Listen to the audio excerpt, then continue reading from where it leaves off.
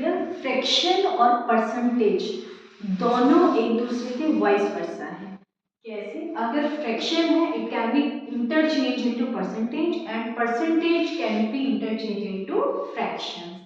देखो कैसे, ये तो आपको मालूम है fraction is a part of whole, ठीक है। मान लीजिए आपने इसको 4 पार्ट कर दिया और आपने 1 पार्ट को कलर कर दिया, तो जो कलरिंग का पार्ट है मान लीजिए 4 है तो टोटल आपका कलर लिखा जाएगा डिनोमिनेटर में, और आपने एक ही को कलर किया, ये हो गया 1 पार्ट।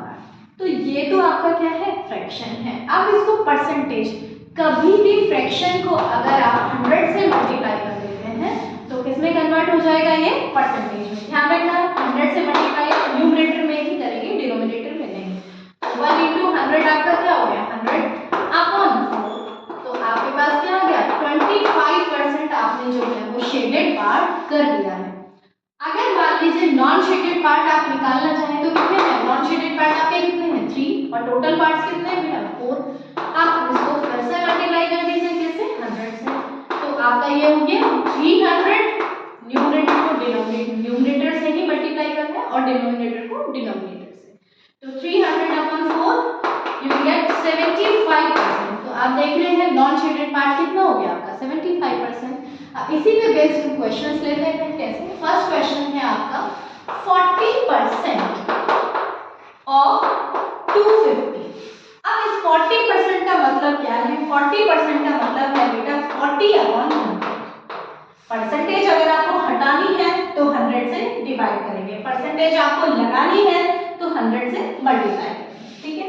तो ये आपका फ्रैक्शन हो गया। ऑफ का मीनिंग है मल्टीप्लाई, आप बोलना से पढ़ चुके हैं, इनटू 250, ठीक है। अब जीरोस कैंसिल कर लीजिए, ये जीरो इससे और ये जीरो इससे, तो आपके पास हो गया 4 into 25 और नीचे हो गया आपका 1 into 1।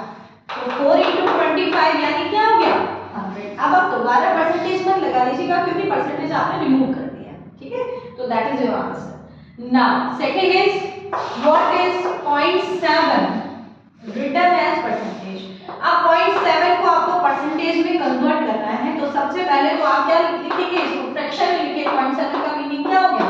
7 अपॉन 10। आपको हमने बताया था डेसिमल रिमूव करेंगे तो डेसिमल के बाद जितनी प्लेसेस हैं, जितनी डिजिट्स हैं, उतने जीरोस आप नीचे लगा देंगे, तो क्या हो गया? 7 अपॉन 10।